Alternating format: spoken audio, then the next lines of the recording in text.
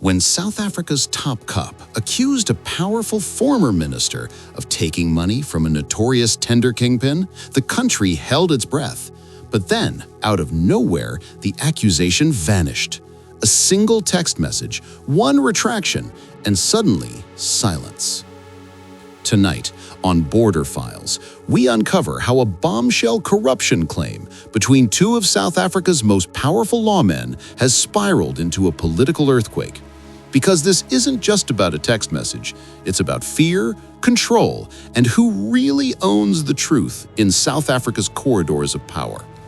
What the mainstream won't tell you is why this retraction matters and who might be pulling the strings behind the curtain. It started like a political thriller. Lt-General Nhlanhla Mkhwanazi, a career officer known for his boldness, dropped a live grenade before Parliament that former Police Minister Bheki Cele had allegedly received money through a third party, controversial businessman Vusimuzi Kat Mhlala. Mhlala, the kind of name that echoes through South Africa's shadow economy, with deep links to tenders, power, and political favors. Mkhwanazi said Cele sent a bank account number that wasn't in his name. Money was deposited, and the trail he claimed led to something criminal. Those words were recorded, televised, and immortalized in parliamentary transcripts. It was supposed to be a moment of reckoning. But then, just days later, the bomb disappeared. A text message arrived, sent to Parliament's evidence leader Norman Arendse. It read, "This allegation is withdrawn. The bank account analysis was wrong. It's not a reference to Minister Cele. Apologies for any hurt caused." Just like that, a storm evaporated. Or so it seemed. But in South Africa's fragile new coalition era, nothing vanishes that easily. Inside Parliament, outrage erupted. EFF leader Julius Malema demanded accountability.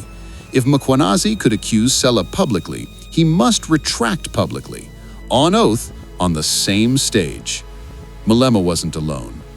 ANC MPs Kusela Sangoni and Mdumiseni Ntuli joined in, saying this isn't about egos or apologies, it's about truth and process, because a WhatsApp or SMS can be forged, and in a digital age of manipulation, that's not paranoia.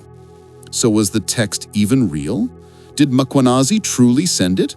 Or did someone, somewhere, have a reason to make it look like he did? If that sounds dramatic, remember, South Africa has seen this before. From the spy tape scandal that protected presidents to forged intelligence reports that shaped elections, information has long been weaponized in this country's power wars. Mkhwanazi's original accusation that Cele used a proxy account to move illicit money cut directly into the heart of the country's political elite. Cele, a longtime ANC heavyweight and former police commissioner himself, is no stranger to controversy. To accuse him was to cross a line. To retract? That's a survival move. And here's where everything changes. Because if the retraction was genuine, then South Africa's top cop made one of the most damaging false allegations in recent memory. But if it wasn't genuine, if someone, somewhere, coerced or fabricated that withdrawal, then this country's justice system is being manipulated from the shadows. And either way, the truth has been buried. In the battle between Mkhwanazi and Cele, one man's credibility has been erased and another's reputation resurrected. But in politics, redemption always comes with a price. The committee now demands that Mkhwanazi return to Parliament to retract, under oath, in full public view. And when he does, or refuses, the real story will surface. Because this was never just about money. It's about power.